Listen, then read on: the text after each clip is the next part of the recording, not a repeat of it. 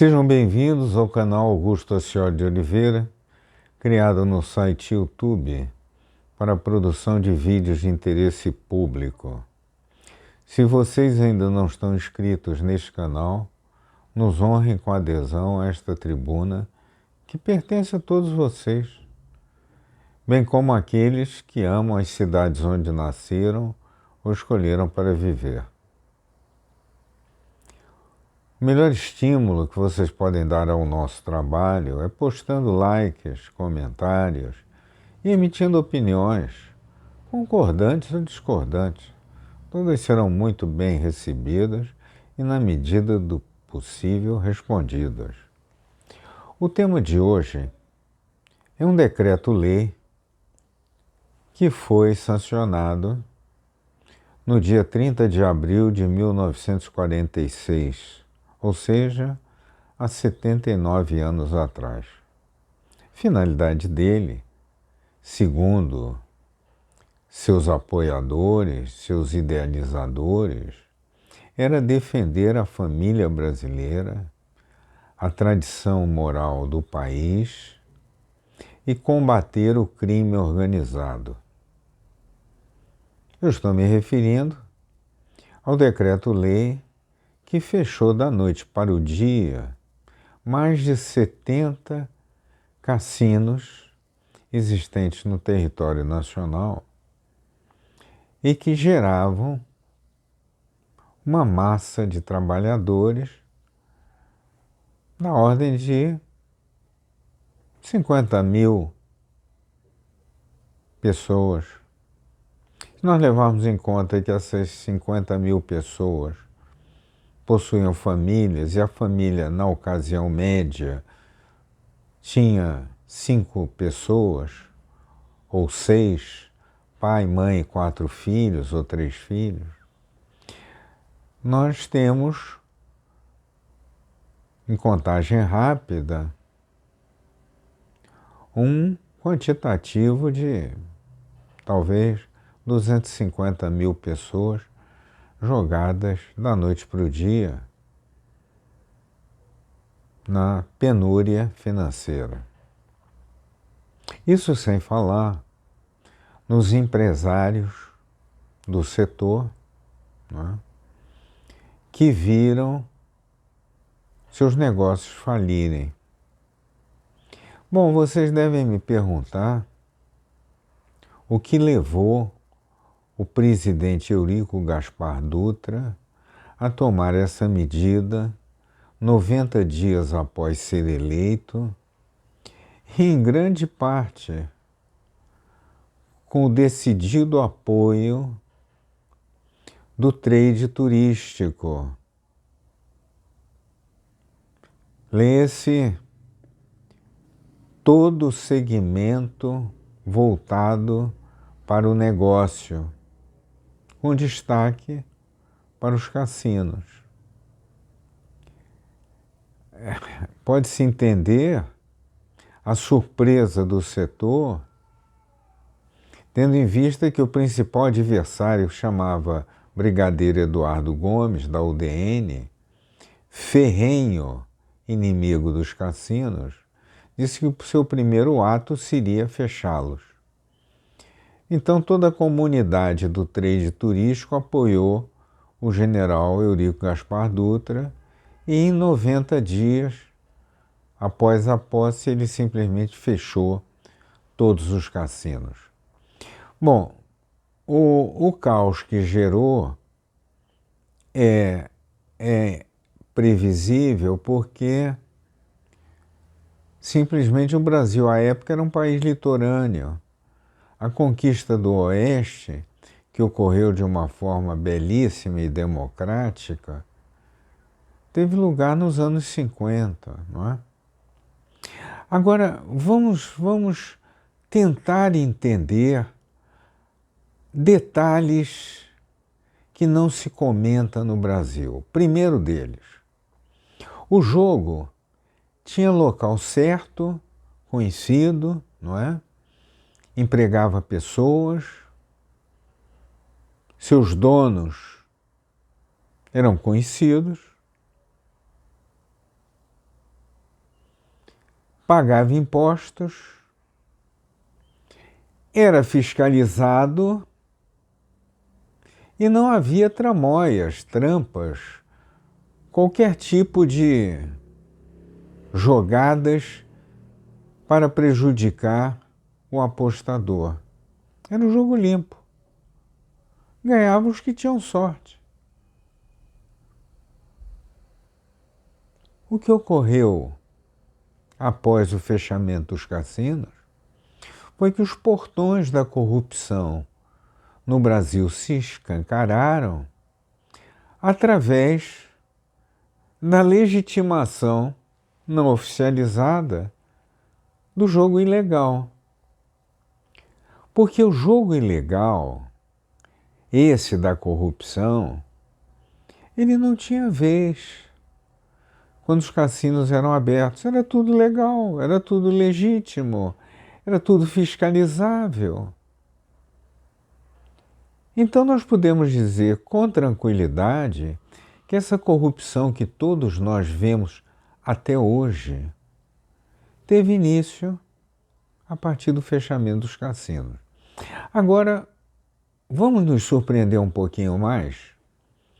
Naquela época, os cassinos, que não eram só mesas de roleta, ou bacará, ou pôquer, ou o que fosse.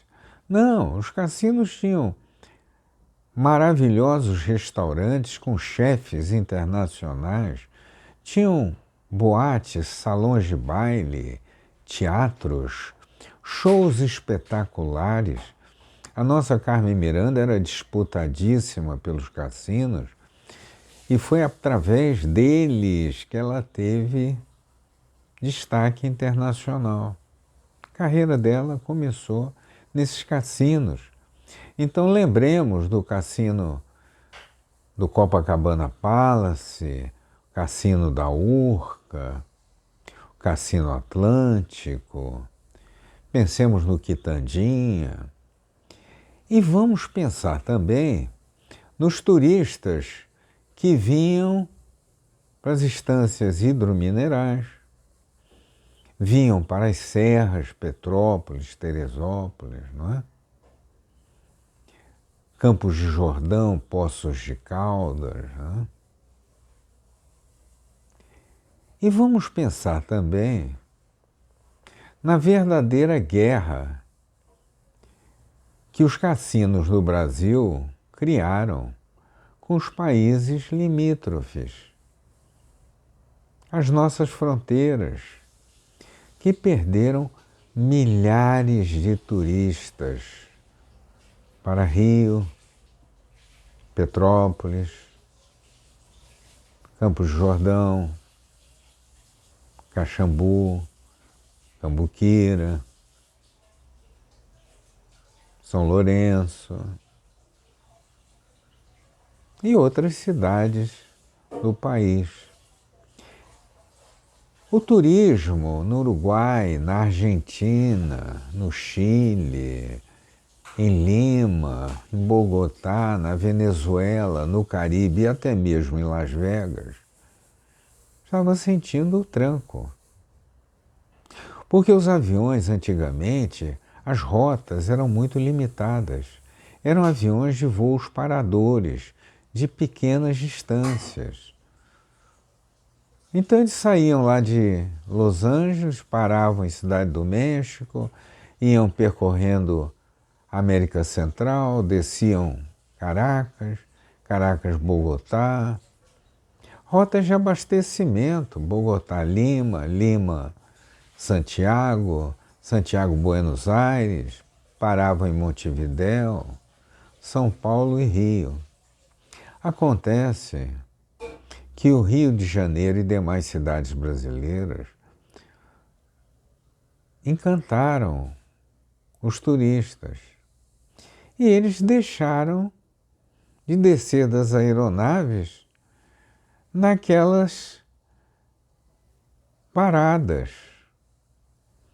Eles começaram a seguir a rota até o final e virem para o Rio, para São Paulo. Isso começou a preocupar o trade turístico internacional. Eles tinham que fazer alguma coisa. E fizeram. Eles negociaram o fechamento dos cassinos no Brasil. Então, a narrativa foi defender a família brasileira, combater a corrupção, impedir o crime organizado. Balela! Fizeram o mesmo nos Estados Unidos com a lei seca. A máfia precisava entrar. O que eles fizeram? Proibiram a bebida alcoólica. É como se impedisse alguém de beber água nos Estados Unidos. O que aconteceu? O crime organizado estabeleceu. E no Brasil também. No Brasil tudo era legal, tudo era legítimo. O crime organizado não se metia nisso porque não tinha acesso. O fechamento dos cassinos deu o acesso que eles necessitavam e a corrupção daí iniciada se prolonga até hoje. Ou vocês acham que aquela história daqueles 36 milhões depositados na sala de um apartamento em Salvador surgiu do nada? Não, a origem é conhecida. Tudo teve início no fechamento dos cassinos. Agora vamos lá. São 79 anos de proibição.